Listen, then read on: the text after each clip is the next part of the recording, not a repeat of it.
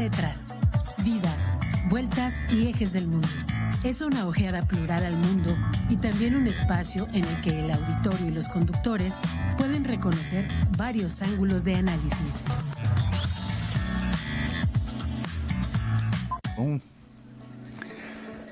¿Qué tal? Buenos días. Aquí estamos como todos los miércoles en su programa Tetras, Vidas, Vueltas y Ejes del Mundo.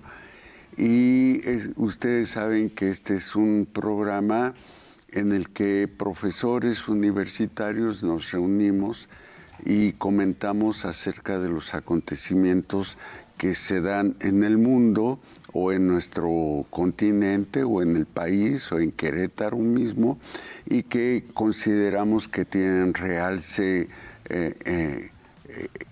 específico como para poder volverlos justamente sujetos u objetos de análisis, ¿sí? En ese sentido, bueno, pues nos encontramos aquí nuevamente y casi en cada ocasión venimos con nuevos temas o nuevas perspectivas o nuevos puntos de vista para hacer el análisis. Me da mucho gusto compartir estos espacios con mi amigo Sergio Becerril. Muy buenos días, Sergio. Y Calderón. ¿Cómo estás, Gonzalo Guajardo González? Pues buenos días a todo nuestro auditorio. Un día que es un poco frío, ¿verdad? Me imagino que allí en Huimilpan está más frío que Querétaro, ¿eh? Pero bueno, pues vamos a abordar el tema de una vez, si te parece, Gonzalo. Después de 16 años y que el viernes pasado, viernes 24, pudimos nosotros tener un encuentro ahí con nuestra audiencia, con nuestro auditorio de Tetras y pudimos intercambiar algunos puntos de vista sobre el origen de nuestro programa, el desarrollo y la dirección que ha tenido y las finalidades que perseguimos desde hace 16 años y que hoy encontramos que hemos construido un espacio que estamos aprovechando para producir y generar análisis y reflexiones de nuestra audiencia. Claro, y desde luego nosotros como coordinadores de este programa también tenemos una influencia que no se nota a las primeras, pero revisándolo también se advierte que hemos creado una audiencia específica. Así es. Esto es, no la televisión y la radio de la universidad no es un espacio que todo mundo acuda a él. De alguna manera me confunde el que ando en la calle y oigo música o oigo mensajes de televisión o de radio y generalmente son de estilo comercial. Sí, mientras que lo que se produce en la radio y la televisión universitaria es más bien algo más pensado, más calibrado y que exige cierto tipo de análisis. Así es. ¿No? Así es. Y bueno, justamente nos han llegado felicitaciones, pero también solicitudes acerca de cómo hacer este programa o qué tipo de temas tocar. Y yo quiero señalar que me encontré con un libro que escribió un autor de gringo él se llama Robert Heilbronner, y el libro se llama Visiones del Futuro. Me llamó la atención este libro porque lo vi muy prometedor en cuanto que señala que va a hablar durante el libro de 4 etapas temporales sucesivas. La primera etapa es el pasado lejano, la segunda etapa es el ayer, la tercera el hoy y la cuarta y última, el mañana. Desde luego que para hablar del mañana, él dice que echa mano, por un lado, de fantasía, de suposiciones, pero también, por otro lado, él trata de establecer una línea conductora que va desde el pasado lejano hasta el hoy, y por lo tanto es de presumir que lo que suceda mañana, o sea, en el futuro, tendrá o seguirá esa línea.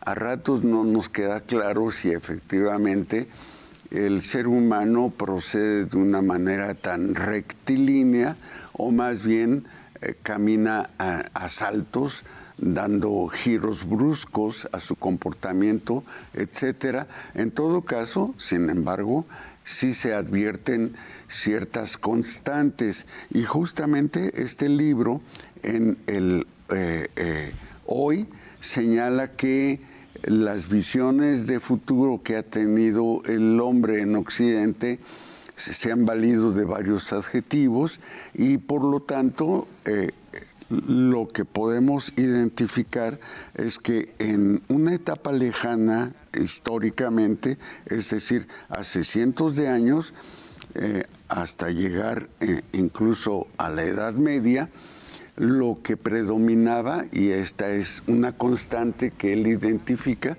lo que predominaba era la resignación. De finales de la Edad Media hasta hace poco, lo que predominó fue la esperanza como guiando el comportamiento y el ideario de las personas, pero que lo que domina hoy es más bien la aprensión y la ansiedad. De manera que hoy parece que nos encontramos ante situaciones adversas o difíciles de comprender, que nos sacuden y ya no nos permiten mantenernos ni en la resignación ni en la esperanza, sino ahora en la ansiedad. No sabemos cómo reaccionar. Interesante planteamiento, ¿eh? Mira, Gonzalo, así como tú te encontraste este texto de Visiones del Futuro, yo me encontré dos textos, uno de Noam Chomsky, que por cierto parece que está un poco enfermo, ha perdido facultades después de sus más de 80 años, ha perdido poco facultades para escribir, pero espero que mantenga la lucidez que siempre ha expresado en sus textos. Y un texto que yo no conocía de él, ¿Quién domina el mundo? Es que es nuevo, ¿no? Es de reciente lanzamiento, al menos en México. Bueno, parece que sí, pero no lo había yo encontrado hasta ahora, gracias a los diálogos que tuvimos recientemente. Y hasta donde voy, tiene 22 capítulos, hasta donde voy, me parece sumamente interesante la manera en cómo él estructura un pensamiento crítico, pero retomando, desde mi punto de vista, referentes que en el siglo pasado y que a los inicios de este siglo están presentándonos una perspectiva muy crítica acerca de quién domina el mundo, porque su punto de partida pareciera ser que quien domina al mundo es un país que mantiene la hegemonía, y es Estados Unidos. Pero el análisis que hace a partir de tomar este posicionamiento es sumamente interesante. Y es decir, tenemos que ver por qué poner en la balanza quién domina el mundo, y si es Estados Unidos, por qué ha dominado al mundo en todo el siglo pasado y en este siglo. Lo que va de este siglo, parece que no quiere perder su hegemonía. Y el otro texto es La centralidad de los clásicos, de Alexander Geoffrey y Jonathan Turner. Pero estos textos me parece que nos están dando elementos para recuperar las voces, la palabra de aquellos filósofos o de aquellos grandes pensadores que nos plantean una perspectiva del mundo, una perspectiva que se centra en ellos o que ellos son los principales artefactos para expresar lo que está sucediendo en el mundo y cómo las visiones del futuro de las que tú hablas con este autor son visiones del futuro que nos permiten recuperar teórica e históricamente lo que fue el ayer, lo que es el hoy y lo que es la perspectiva del mañana. Pero esa es una visión histórica.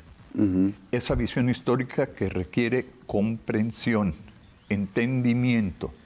Esto es lo que no podemos negar nosotros como maestros, porque ahora es fácil tomar una postura acrítica. Te voy a poner un ejemplo. El ejemplo que utiliza Noam Chomsky para hablar del papel que tienen en quién domina el mundo, la responsabilidad que tienen los intelectuales. ¿Qué responsabilidad tienen los intelectuales? Pareciera ser que los intelectuales viven en su mundo y no les importa lo que esté sucediendo a su alrededor. Pero los intelectuales tienen una enorme responsabilidad porque son generadores de ideología. Aquellos que están planteando una perspectiva de la realidad. Y él habla de los intelectuales modernos. A ver qué te parece eso. Esos intelectuales modernos que comparten la opinión, el discurso, la retórica del establishment. Y los otros son intelectuales críticos, aquellos que reflexionan profundamente acerca del acontecer mundial, de las decisiones que se toman políticamente y generan una ideología o un pensamiento crítico.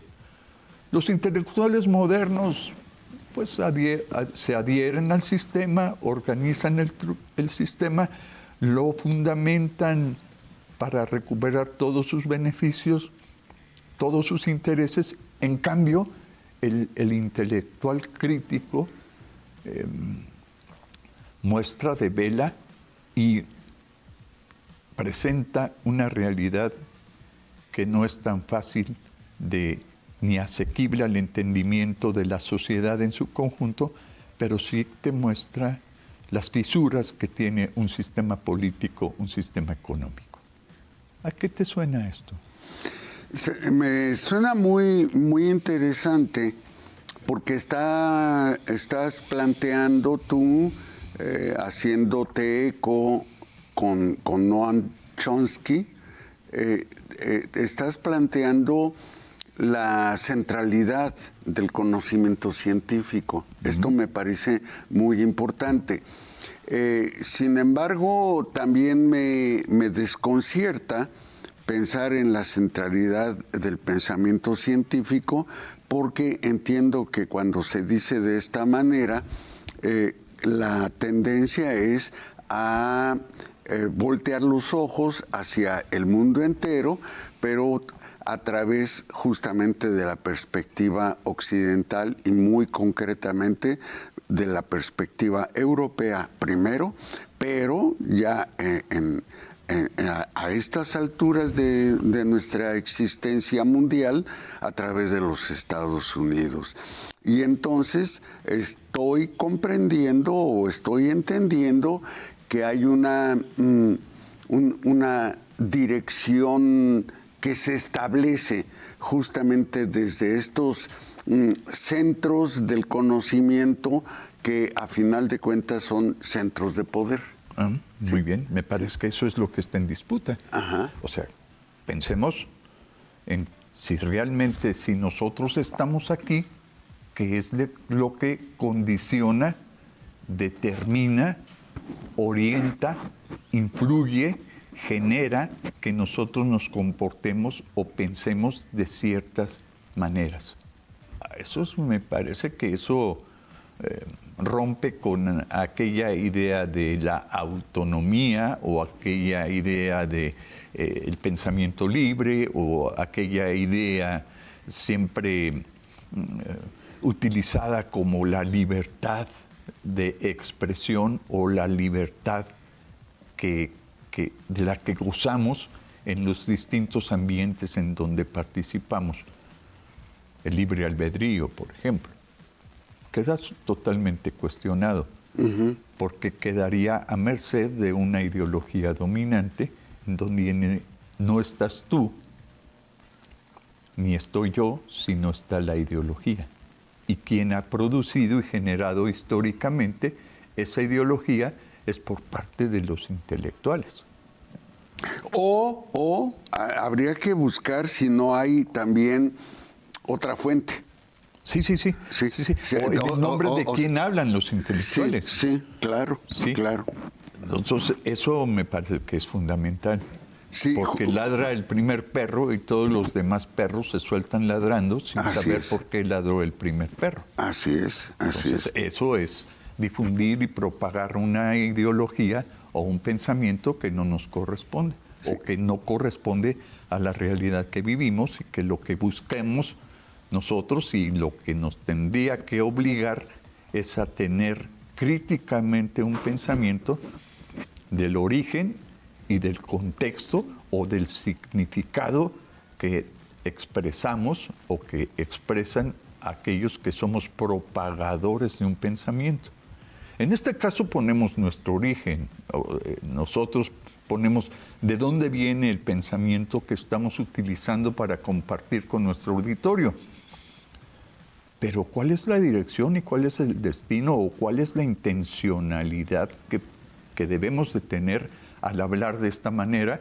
Bueno, en psicología nosotros decimos que toda conducta tiene un sentido, un significado.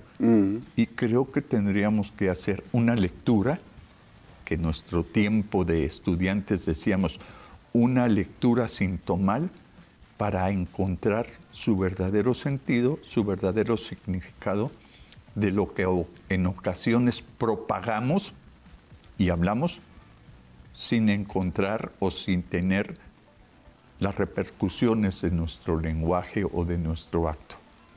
Importante, Gonzalo.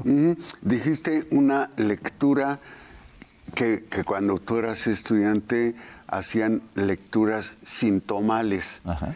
¿Esto quiere decir sin tamales? No, sintomales de síntoma. Ah, de síntoma. Es decir, que expresa el síntoma, que expresa lo que dices, que expresa lo que hablas, que expresa tu conducta.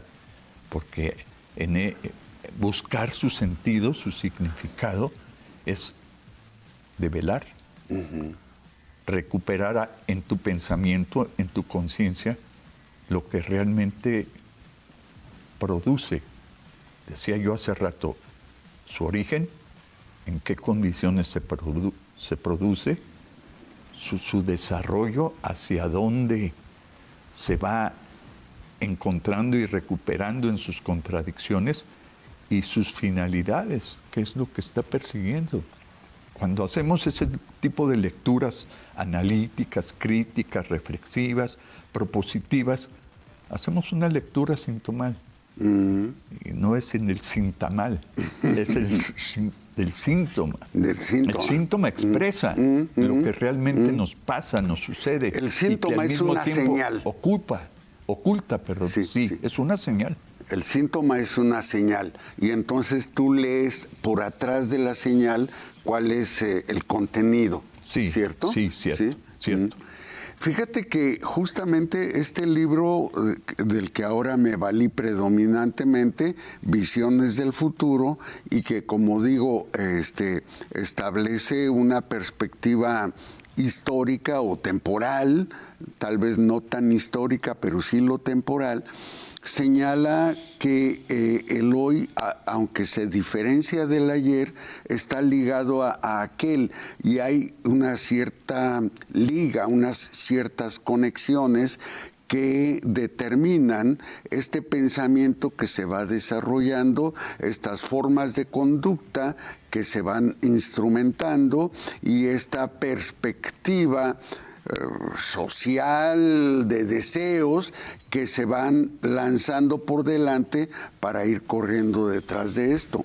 Y justamente a estos les llama Heilbronner determinantes, y habla de 3 determinantes que han venido conduciendo la historia reciente o relativamente reciente del ser humano. Y estos son, es que me llama la atención la coincidencia que parece que tú estás estableciendo sin haber leído todavía a Heilbronner, pero él habla de 3 determinantes. Uno es la ciencia, sí, o sea, el conocimiento articulado, armado. 2, la dinámica de la economía capitalista, ¿sí? ¿Sí? Y la tercera determinante es la política de masas. O sea, ciencia, economía capitalista y política de masas. Esto es como que nos posibilita identificar cómo se ha venido construyendo el mundo. Sí. ¿Y por qué domina? Claro. ¿Y por qué domina la opinión? Ajá. O sea, otra vez, nuestro pensamiento, nuestro comportamiento, nuestras maneras de ser, que otra vez, producto de la colectividad, socialmente, ¿sí? Y eso es lo que realmente estructura, organiza nuestra conciencia.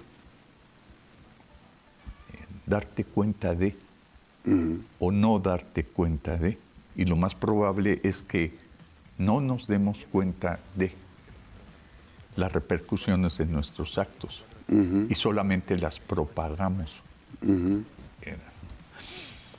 Otro ejemplo. ¿Qué hay detrás de este terrorismo y de los terroristas que se buscan en el mundo? Primero, ¿quién es terrorista? Y luego, ¿quién busca al terrorista o quién lo señala como terrorista? ¿Quién lo nomina como terrorista? ¿Por qué es un terrorista? Pongamos el ejemplo.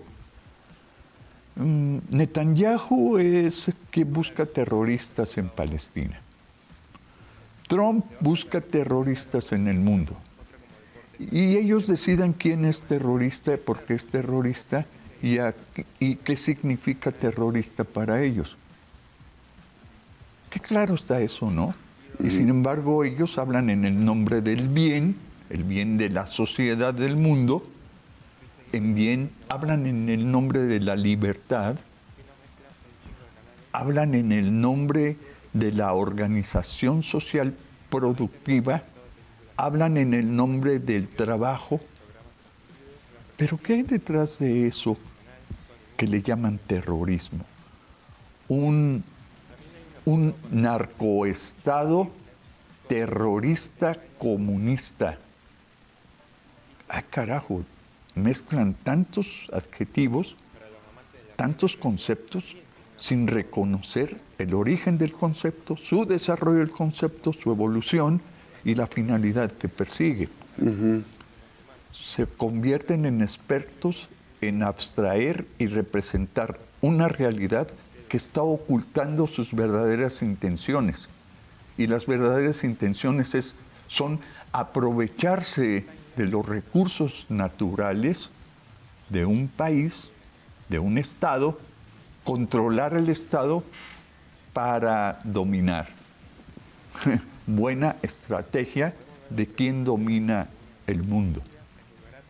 Y quien lo domina tiene todas las ganancias de los pescadores, sin meter o lanzar la red o el anzuelo al río. ¿Te das cuenta?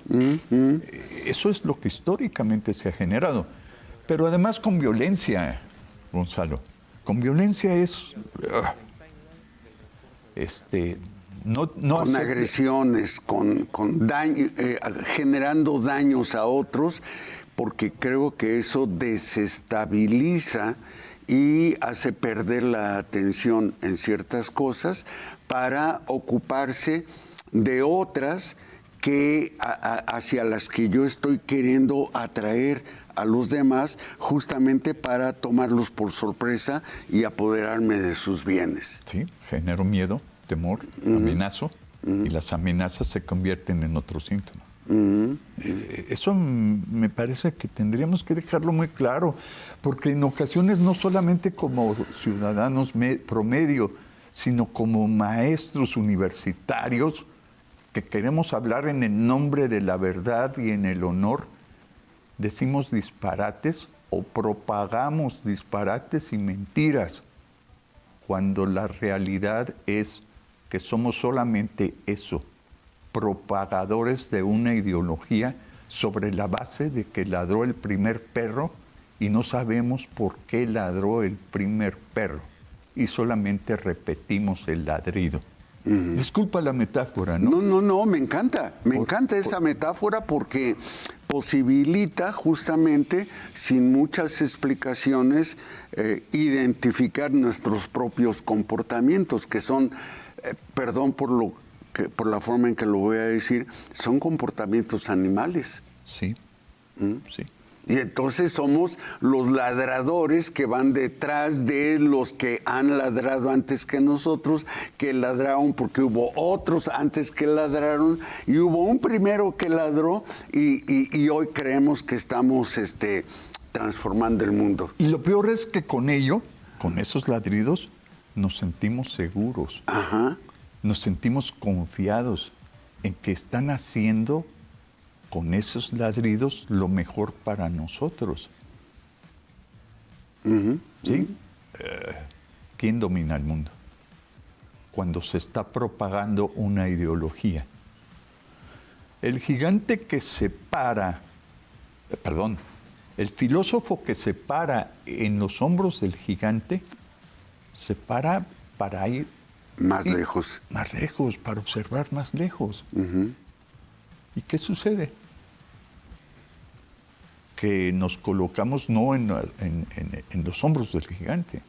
Cuando aquel filósofo que se colocó en los hombros del gigante y habla de lo que observa, el que está abajo repite lo que observa el gigante. El que está trepado.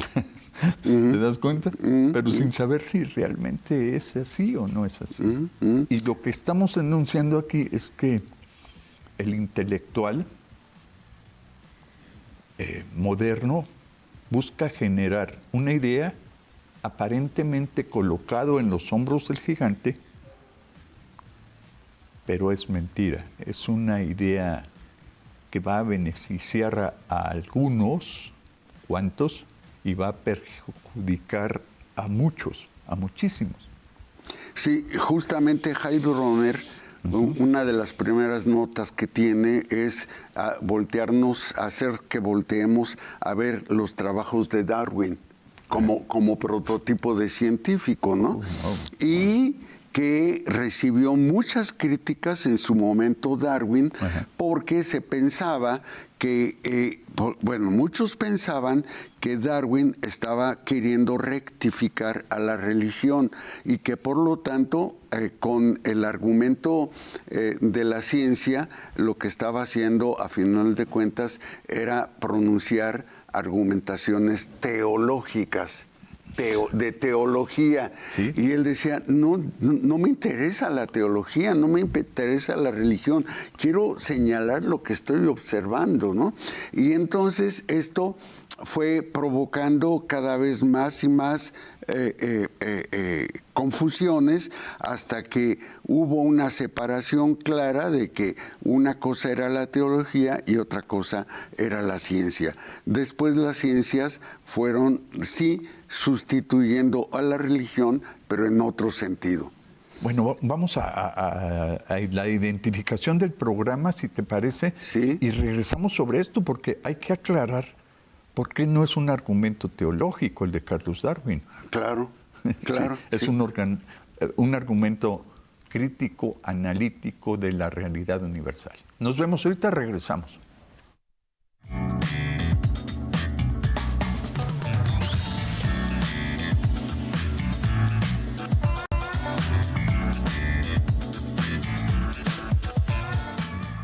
Muy bien, regresamos.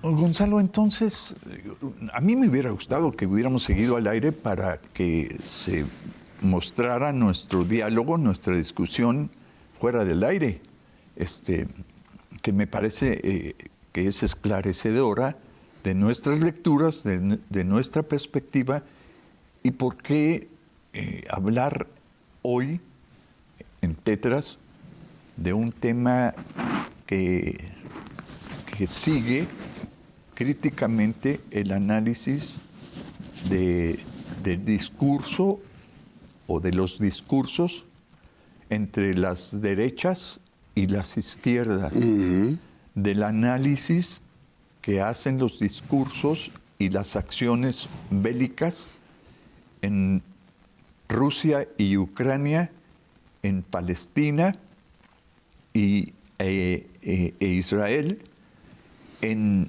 Irán, Estados Unidos en contra de Irán, y así sucesivamente, Estados Unidos en contra de Venezuela, y así poder reconocer la dinámica de la sociedad y la cultura que desde la política, la economía, desde el discurso, desde las acciones, están presentes en el mundo, pero para una dominación, para un control. Y la dominación y el control está en recursos como el agua, con los materiales raros, con el sometimiento y la voluntad del amo y del siervo, o pensar en cómo se hinca un presidente argentino frente a un presidente norteamericano, o frente a una idea de Netanyahu.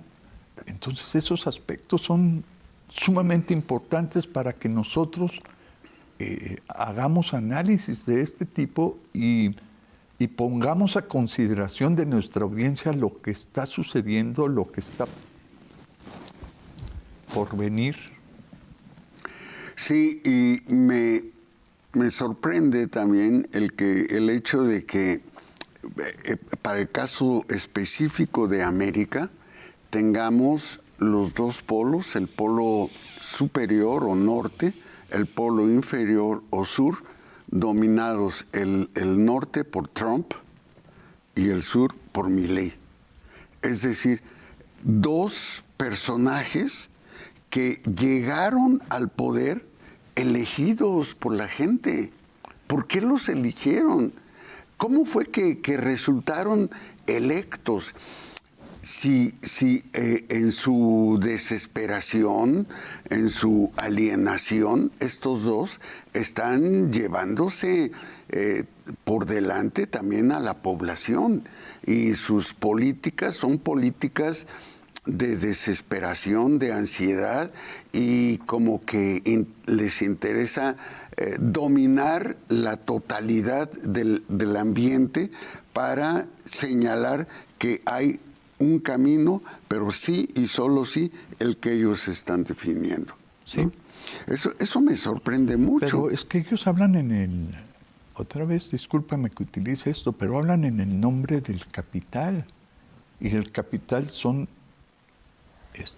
está concentrado en un grupo minúsculo, en un grupo muy pequeño de industriales, o de empresarios, o de aspiracionistas que concentran en la economía el poder influir en las masas o el poder controlar en las masas, y se valen de un títere como Milei o de un capitalista como Trump, que se colocan en el extremo derecho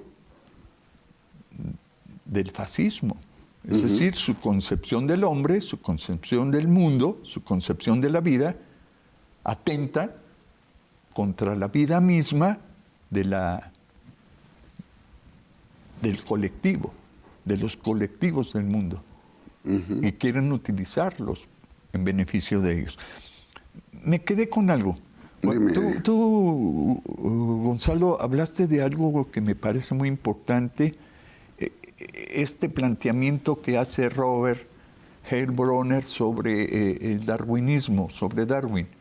Y habría que aclarar por qué Darwin no estaba utilizando un argumento teológico. Él no intentaba contradecir de ninguna manera el relato religioso. El hombre creado, el universo creado por Dios. ¿Qué es lo que intentaba?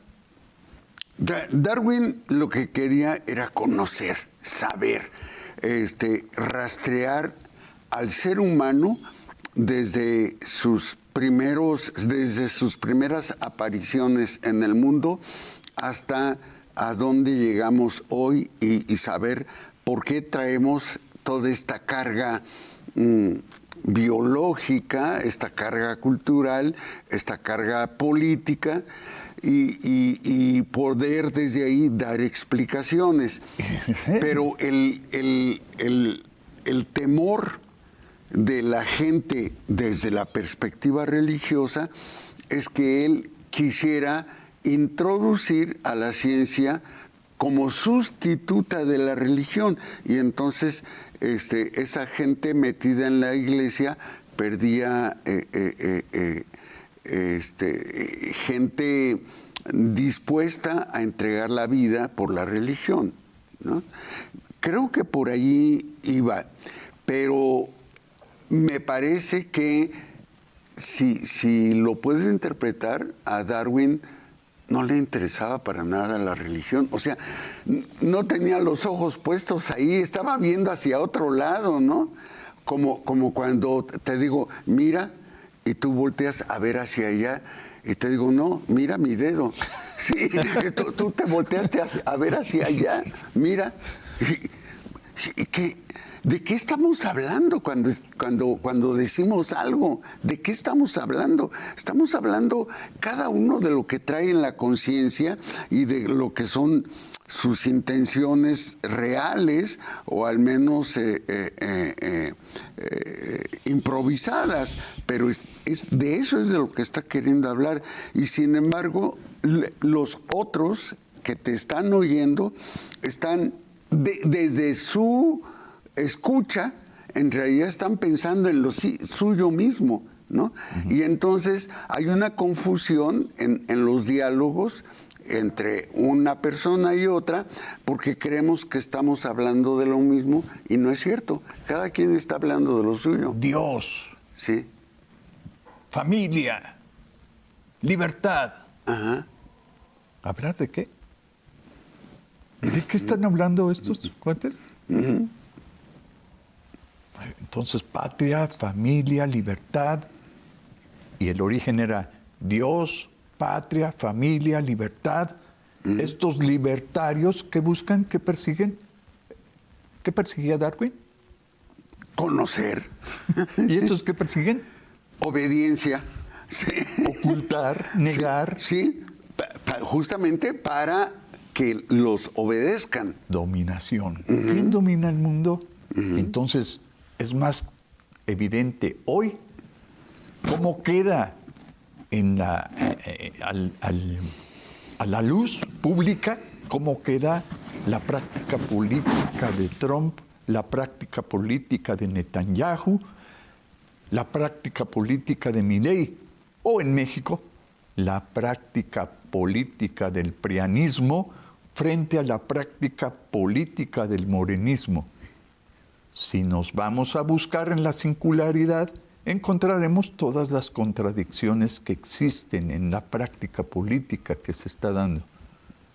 Pero esto, Gonzalo, es labor de análisis, de reflexión, de crítica, porque si nos colocamos en el intelectual, ¿qué decía Gramsci? Orgánico. Frente a lo que dice Chomsky del intelectual moderno, son distintos al pensamiento crítico, del intelectual crítico o del intelectual inorgánico. Y ambos juegan un papel fundamental para la propagación, primero para la creación de ideología y luego para la propagación de la propia ideología. Eso me parece que es muy importante y que están en estos textos coincidentes y que yo, sin saber mucho de nuestro amigo Robert Heilbroner y sin saber mucho de nuestro amigo Chomsky, están planteando una perspectiva de la complejidad que implica el mundo moderno, el mundo y hacia dónde nos estamos dirigiendo. Es mejor que aparezcan relatos de la comunicación o de las puertas que se abren interdimensionales, o es importante hablar del 3I Atlas, o hablar de Melissa como el gran monstruo natural que viene para que no pensemos en las decisiones de estos personajes que realmente afectan nuestra vida cotidiana. O forzar el discurso de manera que tu escucha se vaya aterrorizando y entonces entregue su voluntad porque, diría como Chespirito, ahora quién podrá salvarnos, ¿no? Sí. Y entonces busca justamente la tabla de salvación y cuando desde cierto orden de discursos les prometes la salvación, entonces se cuelgan de ese discurso y te prestan toda su atención y otras cosas más, además de su atención. Oye, impresionante, de veras, frente a esto que estás señalando tú, colocarte frente a un jinete y el caballo, su caballo. Impresionante, o sea, te atemoriza, es impresionante. Y agrégale la armadura, agrégale su estampa, su figura, su barbado, bueno, miedo, sometimiento, admiración, lo que digas. Estoy de acuerdo. Agrégale el conocimiento, estrategias de guerra, agrégale su aspiración, oro, tierra, agrégale su dominación, conquista, colonización. Uf. Trasládate a la tecnología de hoy. Tanto en lo micro de las partículas, de los átomos, como en lo universal, en el universo mismo. El conocimiento y la tecnología, su uso, colonializa. Colonializar significa dominar, someter. Sí, eso es lo que significa, no significa otra cosa, ¿no? Sí. Sí.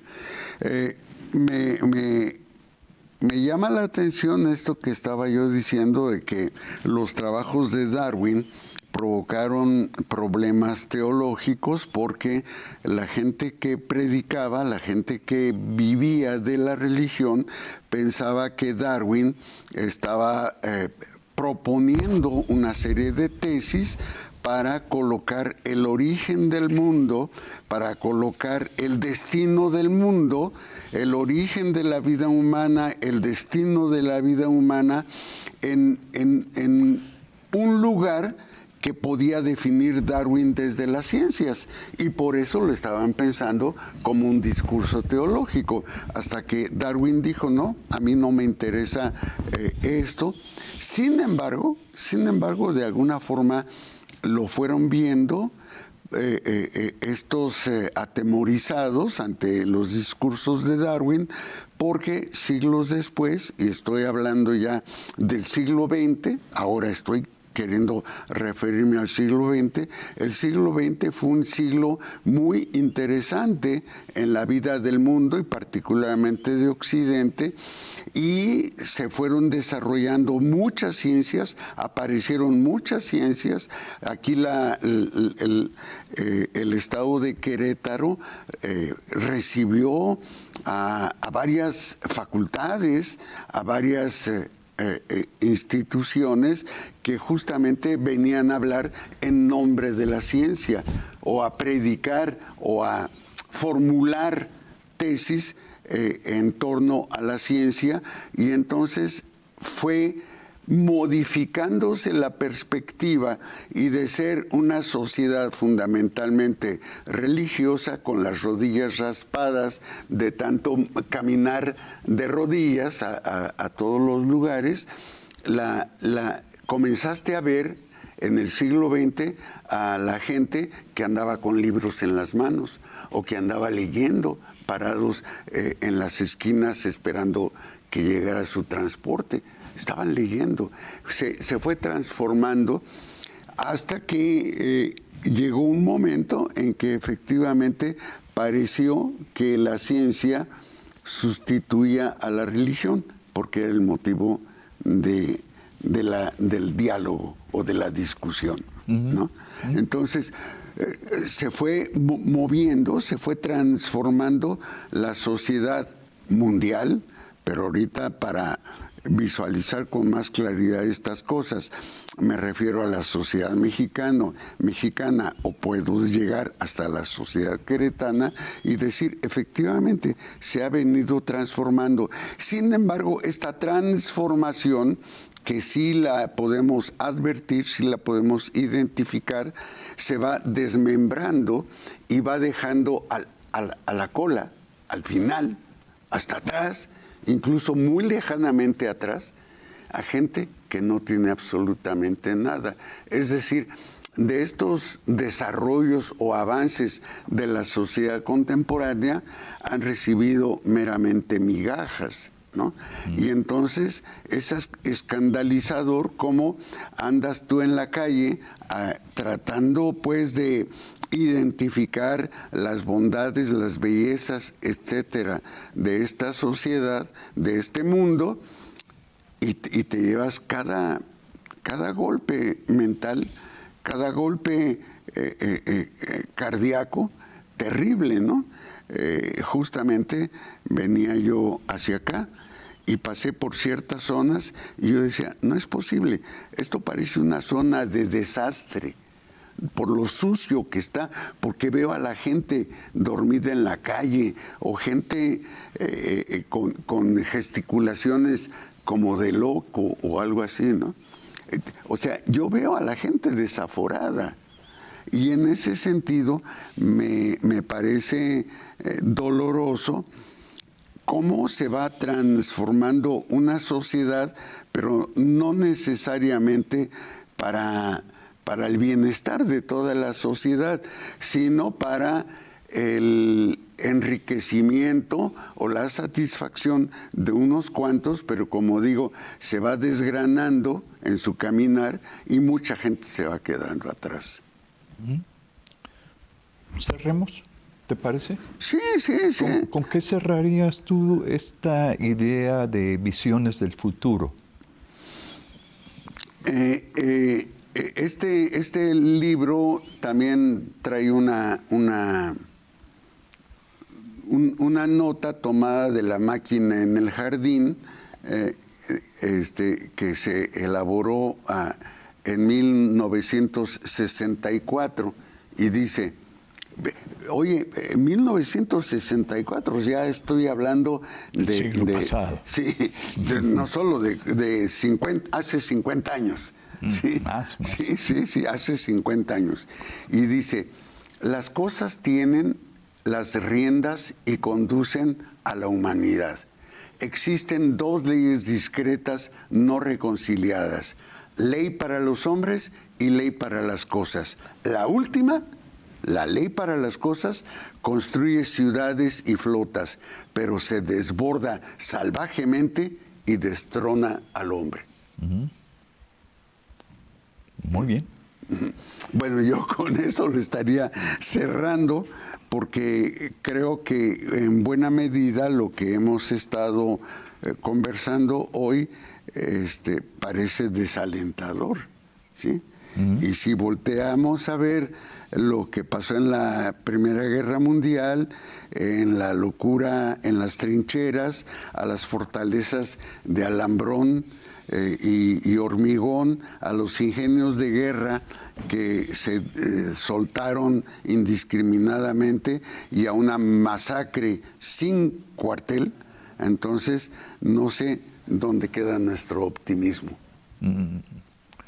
Yo agregaría otros 2 elementos más a manera de categorías para valorar quién domina el mundo.